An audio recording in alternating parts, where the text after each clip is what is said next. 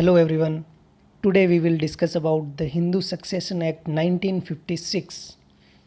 इसमें जो interstate succession है उसको बहुत ही इजी वे में समझाने की कोशिश करूँगा मैं। आप तो वीडियो को पूरा देखना, अच्छे से समझ में आएगा फिर सारा कैसे कैसे प्रॉपर्टी कैसे डिवाइड होती है। तो कोई भी ऑनर है कोई प्रॉपर्टी का, उसकी डेथ होती है और वो अगर विल नहीं लिखता है, अपनी मरने से पहले कोई विल नहीं है, उसकी वसीयत नहीं है कि किसको प्रॉपर्टी जाएगी। अगर वसीयत है तो जिसके नाम वसीयत है उसको सारी प्रॉपर्टी जाएगी, और अगर वसीयत नहीं है, उसने विल नहीं लिखी मरने से पहले, और तो उसकी प्रॉपर्टी का क्या होगा, वो किसके पास जाएगी।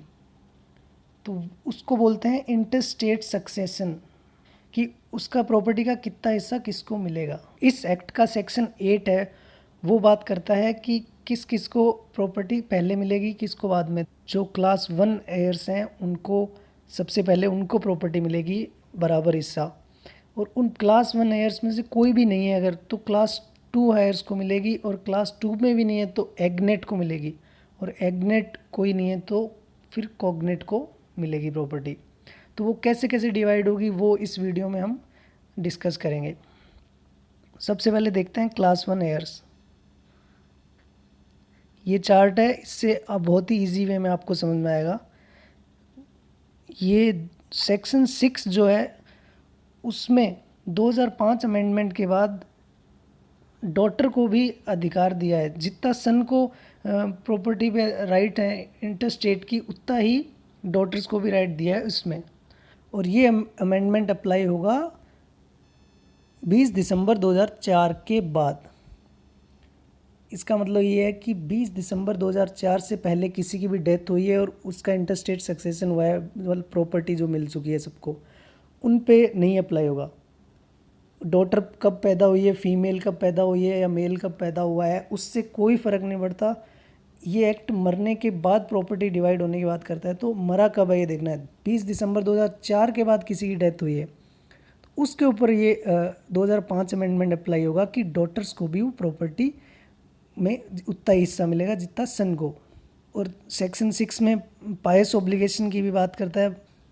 किसी ने पैसा उधार ले रखा है और उसकी डेथ के बाद उसके बेटे या ग्रैंडसन या ग्रेट ग्रैंडसन को की कोई जिम्मेदारी नहीं होगी वो कर चुकाने की। बस इतनी सी बात है उसमें। वो एक इम्परफेक्ट राइट बना दिया, उसको एबोलिश नहीं किया। पायस ऑब्लिगेशन को इम्परफेक्ट राइट बना दिया, ये याद रखना, ऑब्जेक्टिव में पूछ सकते हैं। कोपार्सनर और जॉइंट हिंदू फैमिली में क्या डिफरेंस है। जॉइंट हिंदू फैमिली में सभी आ गए, माता पिता वाइफ सब आ गए, लेकिन कोपार्सनरी में क्या होगा। कोपार्सनरी में सिर्फ जो 4 पीढ़ी है लगातार क्रम वाइज, जो 4 पीढ़ी है वही होगी, जैसे सन, ग्रैंडसन और ग्रेट ग्रैंडसन, 3 और खुद को भी इंक्लूड करेंगे, वो 4 पीढ़ी होगी, वो है उसको बोलते हैं कोपार्सनरी। ठीक है।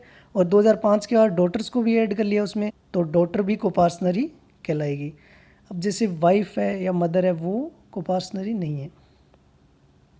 चलिए इस चार्ट को समझ लेते हैं। अभी क्लास 1 हेयर्स को देखते हैं कि कैसे कैसे उसमें प्रॉपर्टी डिवाइड होगी।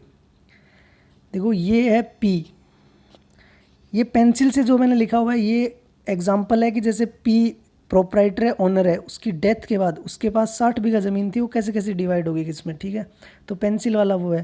तो ध्यान रखना पी एम का मतलब मदर हो गया। ठीक है, और वाइफ का डब्ल्यू का वाइफ, मैंने 2 यहाँ पर वाइफ लिख दी एग्जाम्पल के लिए ताकि क्लियर हो जाएगा। अगर 2 वाइफ थी तो दोनों को भी एक शेयर मिलेगा, ऐसे नहीं बराबर बराबर, एक में से ही आधा आधा, वो हम बाद में देखते हैं। पहले देखते हैं एस का मतलब हो गया सन और डी का डॉटर। ठीक है, एस डी का मतलब sons daughter, S D D sons daughter daughter. ठीक है, तो ये कन्फ्यूज़न मत रखना इसमें।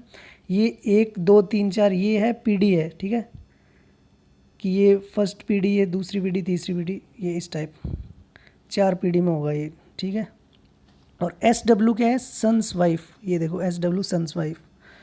ठीक है, अब इसको समझते हैं कि क्लास 1 आयर्स में से सेक्शन 9 में बात कर रखी है कि साइमल्टेनियसली इनको प्रॉपर्टी मिलेगी। ठीक है, और सेक्शन 10 में ये बात करिए कि कितना कितना हिस्सा कैसे डिवाइड हो गया। ठीक है, तो उसको मैं इजी वे में बता देता हूँ, उसके बाद अभी बेर एक्ट साथ में खोल के बैठ सकते हो या बाद में रीडिंग करोगे तो इजीली समझ में आ जाएगा। सपोज पी जो प्रोपराइटर है उसके पास 60 बीघा ज़मीन थी, ठीक है, 60 बीघा थी, तो उसके बेटे बेटी कितने हैं, 4, ठीक है, 2 बेटे 2 बेटियां, 4 है टोटल, 4, और वाइफ चाहे 2 या 3 कितनी भी हो एक ही गिनेंगे, उसको एक ही हिस्सा आएगा, 4 और 1 5, और 1 हो गई मदर, ठीक है, 6 हो गए।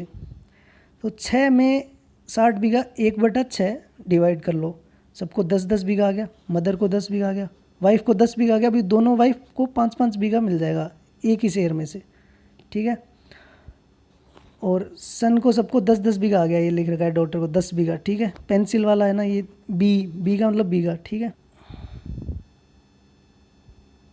जिस एस के बाहर गोला लगा हुआ है, देखो ये एस, गोले का मतलब उसकी डेथ हो चुकी है, सपोज उसकी डेथ हो चुकी है प्रोपराइटर के मरने से पहले ही, तो उसका 10 बीघा, उसका हिस्से का 10 बीघा कहाँ जाएगा वो देखते हैं। अब उसकी एक वाइफ है और उसके 2 बेटे हैं 2 बेटियाँ हैं, 4 और वाइफ 5 हो गए। इसका देखो एक सन ये हो गया इसका, एक दूसरा ये, तीसरा ये, चौथा ये डॉटर, ठीक है, 2 बेटे हैं 2 बेटियाँ इसकी भी, 4 और एक वाइफ है, 5 में डिवाइड होगा तो 10 बीघा है, 1/5 इसमें डिवाइड हो जाएगा, सबको 2-2 बीघा आ गया, सबको 2-2 बीघा आ गया, ठीक है। अब यहाँ पर क्या दिक्कत है, ये एस डी है, ये जो है ये एस एस, जिनके ऊपर गोला नहीं बना हुआ है वो जिंदा है, उनको तो 2-2 बीघा मिल गया, पर जिनके बाहर मैंने गोला सर्किल बना रखा है वो उसकी डेथ हो चुकी है, ठीक है। अब देखते हैं ये एस एस की डेथ हो चुकी है जिसकी, उसकी एक वाइफ है और एक बेटा एक बेटी है, 3 है, ये एस एस डी 1/3 1/3 1/3, तीनों में 2 बीघा, तीनों में डिवाइड हो जाएगा। और एस डी ये जिंदा है, ये तो इनको पूरा 2-2 बीघा। एस डी सन्स डॉटर की डेथ हो चुकी है, उसका 2 बीघा उसकी डॉटर को जाएगा। ऐसे ही देख लेते हैं डॉटर का भी,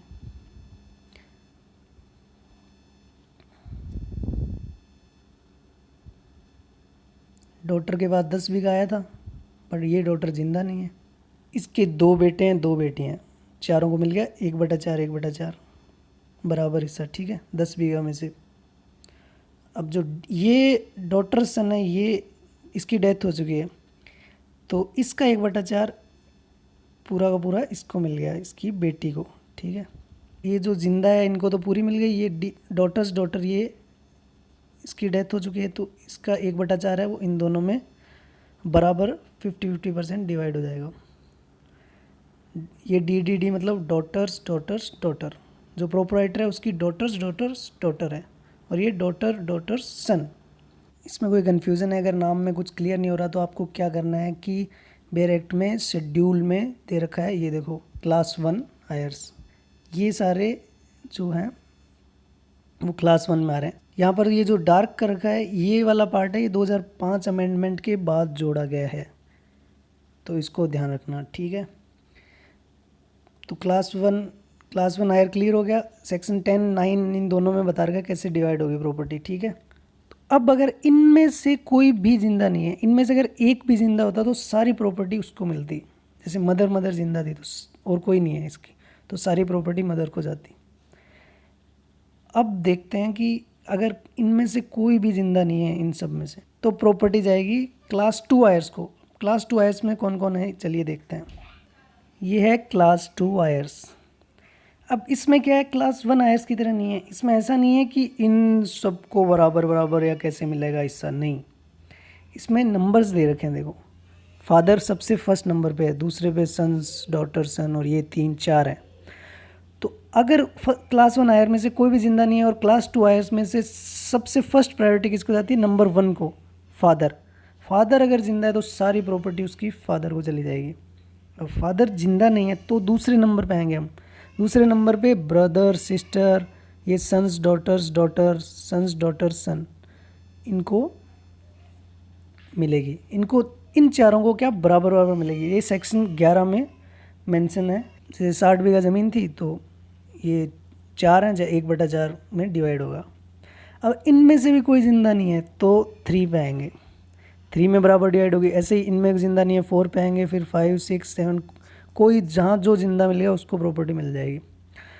पर जिस लेन में है, जैसे 5 नंबर में जिन जिन का नाम है उनमें बराबर डिवाइड होगी। बस एक्सप्लेनेशन में यही है, यूट्रिन ब्लड को कुछ नहीं मिलेगा, ठीक है। अब इनमें से कोई भी जिंदा नहीं है इस पूरी लिस्ट में से, तो हम आते हैं एग्नेट पे। सेक्शन 8 में दे रखा है, फिर एग्नेट में देखेंगे कौन। एग्नेट का आप ऐसे याद रख सकते हो कि पूछ सकते हैं ऑब्जेक्टिव टाइप में कि कहाँ दे रखा है, तो सेक्शन 3(1)(a) में, ए एग्नेट का ए और इसका ए में दे रखा है, ये ध्यान रखना। एग्नेट का डेफिनेशन क्या दे रखी है कि 1 person is said to be an agnate of another if the two are related by blood और एडॉप्शन होली थ्रू मेल्स। यहाँ पर मेल्स का मतलब है कोई भी फीमेल बीच में नहीं आनी चाहिए। जैसे ये है फादर, उसका फादर सन हो गया, ये उसका सन सन सन, ठीक है। ऐसे सन, ग्रैंडसन, ग्रेट ग्रैंडसन। ये अगर इसके बीच में कोई भी डॉटर आ जाती फिर उसकी औलाद होती तो वो कॉग्नेट में चल जाता। तो ये सारा सन सन है सब। यहाँ पर डॉटर है तो यहाँ पे डॉटर से फ़र्क नहीं पड़ता क्योंकि ये लास्ट में है डॉटर, ठीक है। इसको प्रॉपर्टी मिल रही है तो ये इसी परिवार का हिस्सा हो गया। अगर यहाँ बीच में डॉटर होती, जैसे फादर की सन की जगह डॉटर होती, फिर सारा ये कॉग्नेट में चल जाता है। लास्ट, सबसे लास्ट में जो डॉटर है वो एग्नेट में ही आएगी, ठीक है। अब देखते हैं कॉग्नेट। कॉग्नेट का सी से याद रखना, कॉग्नेट सी में दे रखा है 3(1)(c) में। इसमें क्या है कि फादर है, फादर का सन, फादर सन्स डॉटर, डी का मतलब डॉटर है, ठीक है। तो यहाँ डॉटर आ गया। अब इसके नीचे जो भी है ये सारे, ये कॉग्नेट है, ये सारे कॉग्नेट है, ये ध्यान रखना। इससे ऊपर वाले ये एग्नेट थे, बस यही है, सिंपल है। अब देखते हैं कि इनमें डिवाइड कैसे होगी प्रॉपर्टी, कितने कॉग्नेट हैं, कितने एग्नेट हैं, कैसे करेंगे, वो सेक्शन 12 और 13 में है, ठीक है। 12 में, सेक्शन 12 में दे रखा है लेसर डिग्री। लेसर डिग्री को नज़दीक का देखेंगे। जैसे ये, इसकी डेथ हो चुकी है, ये प्रोप्राइटर ऑनर है, फादर की डेथ हो रही है, फादर के फादर की भी डेथ है, तो फादर्स ये नज़दीक है, तो 5 नंबर से ये 4 नंबर नज़दीक है, तो ये लेसर डिग्री हो गया। इसको देंगे, जो लेसर डिग्री नज़दीक का है उसको मिलेगी सबसे पहले, ठीक है। एसेंट डिसेंट की भी बात कर रहे हैं वो सेक्शन 12 में, तो वो देख लेते हैं। जैसे ये प्रोप्राइटर है, एसेंट वो हो गया कि जो अग्रिम फादर, उसका फादर, उसका, वो हो गया एसेंट। और डिसेंट हो गया डॉटर सन, और वो हो गया डिसेंट। इसके सन डॉटर जो भी है क्रम में, आगे के क्रम में जो भी है, वो तो क्लास 1 हायर में आगे। इसलिए यहाँ पर कन्फ्यूज़न दूर करने के लिए मैंने ये चार्ट बनाया इस टाइप कि देखो ये फादर है, उसका फादर है, उसका फादर है, ये एसेंट हो गया। फिर यहाँ से ये इसका दूसरा बेटा, सोचो इसका जो भी दूसरा बेटा होगा ना, उसका बेटा मर चुका है, ये भी मर चुका है। सर्किल का मतलब जो मर चुके हैं, ये जिंदा है, ये जिंदा है, तो इसमें डिसेंट में ये इसके नज़दीक में आ रहा है, फोर्थ, ठीक है। तो इसको मिलेगी ये प्रॉपर्टी, ठीक है। डिसेंट को प्रेफरेंस मिलेगी यहाँ एसेंट से, यहाँ पर। इसको आगे एग्जांपल से करेंगे और समझ में आ जाएगा आपको। सेक्शन 13 में बात करिए इक्वल शेयर्स की। अगर बराबर की हैं दोनों, उनको क्या इक्वल शेयर मिलेगा। जैसे एग्जांपल के तौर पे समझते हैं कि the intestate dies leaving behind mother's brother's son, ठीक है। ये पी है, ये इसकी डेथ का, इसकी माँ का, एम बी का मतलब मदर्स ब्रदर, उसका सन, मदर्स ब्रदर सन, ये जिंदा है, ठीक है। सर्किल वाला मतलब है डेथ हो चुकी है उसकी। तो ये M B S mother's brother son, ये जिंदा है, ठीक है। और mother sister's daughter, mother M S I, ये M S I S sister, ठीक है। मदर सिस्टर डॉटर जिंदा है। और फादर सिस्टर सन, ये इसका फादर हो गया, इसका फादर सिस्टर सन। सर्किल का मतलब डेथ हो चुकी है।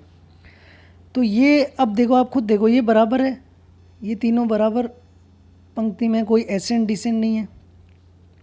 Same degree of ascent and same degree of descent, ठीक है। तो इसलिए इनको इक्वल शेयर मिलेगा। एक और एग्जांपल से देखते हैं। The intestate leaves behind father's mother's father, ठीक है। देखो ये पी, इसकी डेथ हुई है, इसका फादर, फिर इसके फादर्स मदर, ये भी मर चुका है। फिर फादर्स मदर फादर, ये जिंदा है, ठीक है। और इसके साथ में माँ मर चुकी है, लेकिन इसकी माँ की माँ भी मर चुकी है, बट माँ की माँ जिंदा है। तो यहाँ पर ये देखो कि ये 1 2 3 सेम डिग्री है, सेम डिग्री ऑफ एसेंट है, तो दोनों को बराबर हिस्सा मिलेगा, ठीक है। एक और एग्जांपल देखते हैं। Intestate leaves behind father's father's father's grandsons granddaughter. देखो पी, इसकी डेथ का इसका बाप, फिर इसका, ये तीनों मर चुके हैं। फिर इसका ये इस साइड तो जा रहा है, इसका एक बेटा है, इस साइड दूसरा बेटा है, ठीक है। लेकिन ये सर्किल वाले सारे मर चुके हैं, तो ये इसका बेटा मर चुका है, ये भी मर चुका है, ये भी मर चुका है, ये जिंदा है इसकी डॉटर, ठीक है। इधर भी ये मर चुका है, ये जिंदा है इसके दूसरे बेटे की। तो अब देखो ये 4 नंबर पे ये आ रहा है, ये भी 4 नंबर पे आ रही है, बराबर हो गए, एसेंट डिसेंट बराबर है, तो इनको बराबर हिस्सा मिलेगा। अब देखो क्लास 1 आयर्स, क्लास 2 आयर्स भी हो गया, एग्नेट हो गया, कॉग्नेट हो गया। अब अगर इनमें से भी कोई नहीं है तो प्रॉपर्टी किसको जाएगी? तो इनमें से अगर कोई नहीं है तो सेक्शन 29 के अंदर मेंशन है कि वो सारी प्रॉपर्टी जाएगी गवर्नमेंट को। लेकिन यहाँ पर गवर्नमेंट को प्रूव करना पड़ेगा कि इनके परिवार में ये कोई जिंदा नहीं है, ठीक है, एग्नेट कॉग्नेट कोई भी नहीं है, तब प्रॉपर्टी मिलेगी गवर्नमेंट को, ठीक है। तो ये इंटरस्टेट सक्सेशन कंप्लीट हो गया अपना। इसके बाद सेक्शन 14 में जो हिंदू फीमेल को राइट है वो दे रखे हैं, वो उसके आगे के जो हाफ ब्लड फुल ब्लड वो सारा हम करेंगे नेक्स्ट वीडियो में, तो उसको देखने के लिए आप सब्सक्राइब कर लेना। Okay, thank you.